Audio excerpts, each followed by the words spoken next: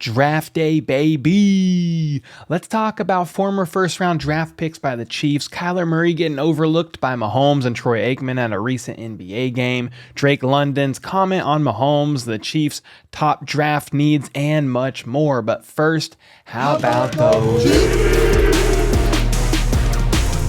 What's up, everybody? My name is Cole, and I do daily news about the Kansas City Chiefs and the NFL overall, so make sure to sub if you're new, hit that like button if you're stoked for round one of the draft tonight, and let's get into this news. Starting off light here, yesterday, the Chiefs re-signed former Washington State QB Anthony Gordon. While at Washington State in 2019, Gordon threw 493 passes for 5,579 yards, 48 TDs, and 16 interceptions, and that was good enough to have the second most TDs in the country, just behind LSU's QB Joe Burrow. Pretty cool to note there. He competed with Shane Buechele during training camp last offseason and was ultimately waived prior to the season. Per Charles Goldman of Chiefs Wire, the Chiefs like to go into training camp with 4 QBs, and this also makes it less likely that the Chiefs will use any of their 12 draft picks on a QB within the next few days. So yeah, don't get too overwhelmed by this signing, okay? But it is worth noting that they did sign him to a little future reserve deal.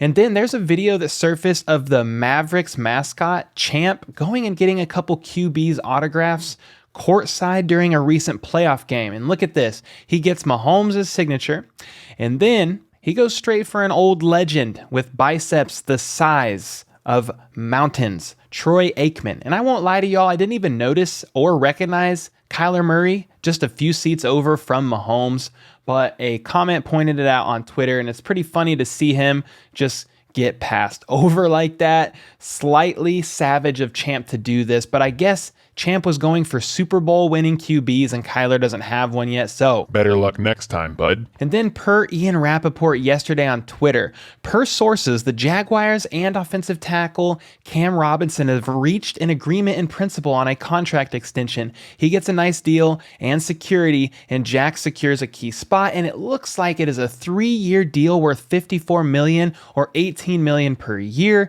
And from what I've read, that makes him approximately the 14th highest paid tackle in the NFL. And the reason I bring this up, because I know you guys are like, why are you talking about the Jaguars? They suck. Oh no!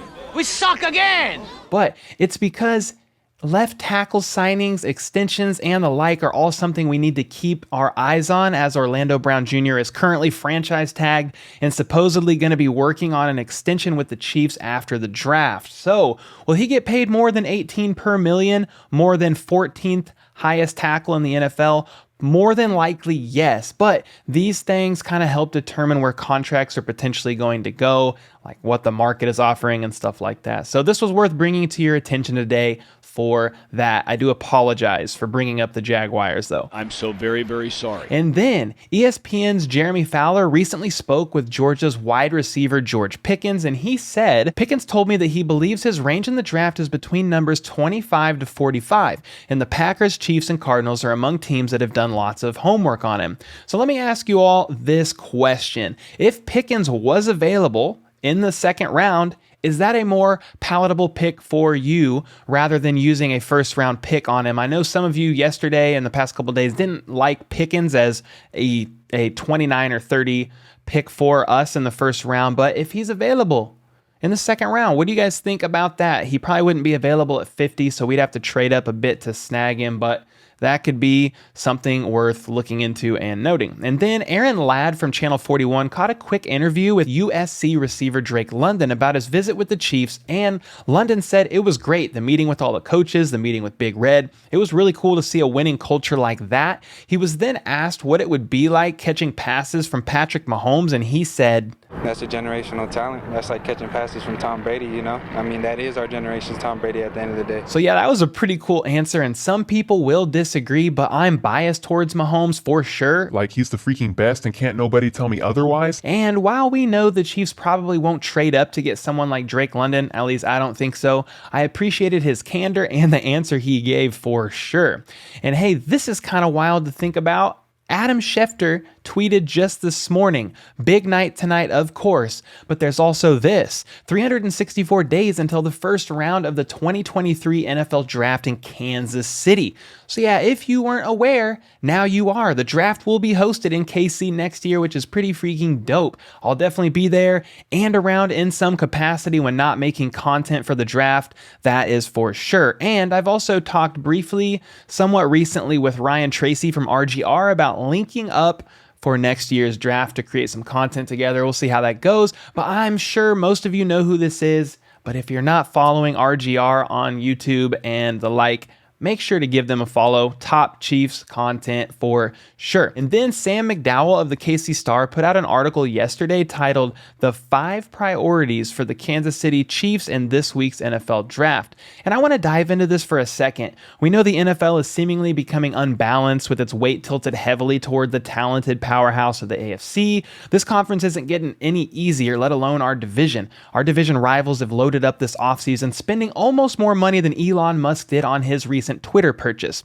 Okay, maybe that is a bit dramatic, but let's just say they are gunning for the Chiefs and doing whatever they can to make sure they win this division. And we all thought the Chiefs would be making more moves than they did prior to the draft, and definitely didn't expect them to trade away one of their greatest assets in Tyreek Hill. But this puts the Chiefs in a place they haven't seen themselves in since 2008. They are walking into draft night with 12 available picks. So yeah, we have a lot of holes to fill, but now is the time for Veach and company to nail this draft. We have to. It is an absolute must. So, what are the top 5 needs that McDowell lists that many of you probably agree with? First is edge rusher. Are you surprised about that one? No. But the Chiefs were 29th in the entire NFL in sacks last year and need at least a couple defensive line additions in this draft, bar none. Number 2 on the list is cornerback. With the loss of Charvarius Ward and Mike Hughes in free agency, it's time the Chiefs load up on some cornerbacks, or at least one great one, because outside of Snead and Fenton, the lineup doesn't look extremely promising, I'll tell you that much. I did say yesterday that I don't think they will trade up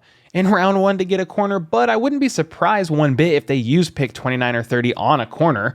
I would be very surprised if we didn't see them grab a corner in round 2 or round 3. The third need on this list is wide receiver, and I do see some people saying that really isn't a big need with the current wide receivers on the roster, with MVS and Juju being added, and they're happy with that. But here's why it is. After this season, the only receiver under contract is MVS.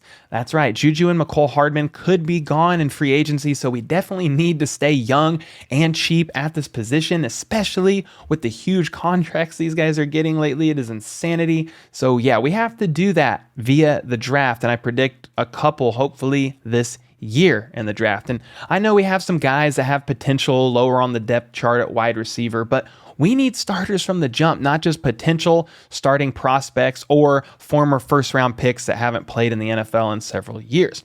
4th on the list is safety. Tyrann Mathieu remains unsigned but doesn't seem likely to return, and Dan Sorensen is also gone. And I just want to note that boo was a joke to people who don't understand all the years of blood, sweat, and tears that Sorensen has poured into this organization and base everything he did last season on their complete full opinion of him, which is garbage.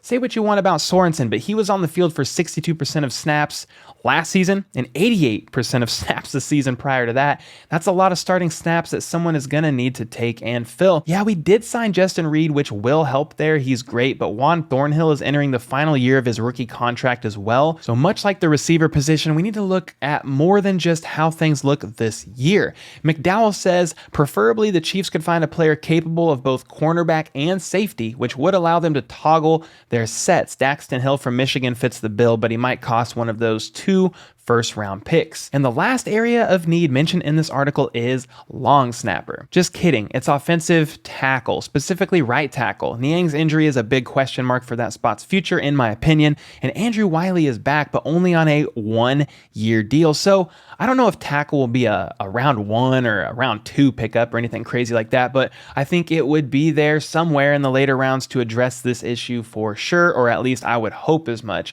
I've seen some mentions actually of drafting a left tackle early and then not signing Orlando Brown Jr. to a longer term deal. But that's a bit risky to trust a rookie with Mahomes as blindside for one. And secondly, we have too many other needs this go round. So what do you guys think here? Do you agree with the 5 priorities that the Chiefs must address this draft? Edge, corner, wide receiver, safety, and tackle. You have other positions in mind, like long snapper? Just kidding. But let me know either way in the comments down below. And with the first round of the draft being tonight, that's right, tonight, it's only fitting that we now cover the last article in the Chiefs draft series and talk about every first round pick in Chiefs history. Some notable standouts to me are Neil Smith in 1988, Derek Thomas in 1989, Tony Gonzalez in 1997, Derek Johnson in 05, Tamba Lee in 06, Eric Berry in 2010. And honestly, the rest of them from here on out are all pretty much incredible. You have Don Terry Poe in 2012, Eric Fisher in 2013, D Ford 2014, Marcus Peters 2015, Patrick Mahomes in 2017. That day was the day of all days for us Chiefs fans, at least the day of all days in recent history. Then you have CEH in 2020, which has been okay so far. We can say that much, I guess. But for the most part, these are some absolute ballers on this first rounders list. And here are a few stats about our first rounders worth noting. Tony G has played the most games with KC at 190 than Derek Johnson at 182. And the Chiefs have a knack for drafting prolific pass rushers in the first round. Derek Thomas had 126.5 sacks and would have had more if he didn't pass away. Tamba Lee had 89.5. Neil Smith had 85.5. And Art Still had 73 sacks, putting them at 4 of the top 5 sack artists in franchise history. And then Tony G has the most career catches with 1,325 and receiving yards, 15,127 yards by a tight end in NFL history. And QB Patrick Mahomes, through 63 starts, has the most passing yards, 18,991, and the highest passer rating, 105.8 in NFL history. So yeah, we are blessed with some of our first round picks in the past and currently, that is for sure. And let's take a look at a few comments from yesterday. Barkley Made It says, I personally hope we can take an edge rusher with our first overall pick. I think we might end up moving up with both of our first round picks though to do that. Oh yeah, if you want one of the top guys, it's going to take both first rounders and possibly another pick, our second or one of our seconds or a third rounder as well, to move up high enough to grab one of the top guys. That would be wild if they did that. I mean, Lord knows we need the help, that's for sure. Yesterday's pinned comment was from Papa Pongo and said, love this channel, always tuning in, great content, and keep up the work. Best regards from a fellow Chiefs fan from Sweden. Let's go. That is dope. I also saw comments from Australia, the UK, Bahamas, and more yesterday. And we can't forget about people as close as the Kansas side of Kansas City. I forgot to shout you guys out yesterday, and that is my bad. I grew up in Kansas, so shame on me for that one. The top comment from yesterday was from Eric Duke, and he said, there are too many potential starting wide receivers in this draft that will be available in round 2. If we trade up, I want a top tier edge rusher, please. I'd love it for sure. They will certainly be a steep price, but in my opinion, we traded away a difference maker in Tyreek Hill, so I'd personally love to see us trade up using some of Tyreek's draft capital and more to get a difference maker, specifically on the defensive side. I think that would help the most in the long run for us with Mahomes at the helm. My favorite comment from yesterday is from Ken Bator. He says, everyone and their granny have a mock draft, even my cat. He has as good a chance to be right as anyone else. Then he also said his cat's preferred team is the Panthers, probably because they're a cat. I don't know, and I don't know why, but this comment yesterday, when I read it, made me laugh out loud. I just pictured this man's cat, like dead seriously, sitting there contemplating a mock draft. And I found it too funny not to laugh. Make sure to leave a comment below to potentially be featured in tomorrow's video. Sub for more daily news like this, and then check out this video here from the previous day's news in case you missed it. Let's go draft day, baby. Until next time, let's go. How about those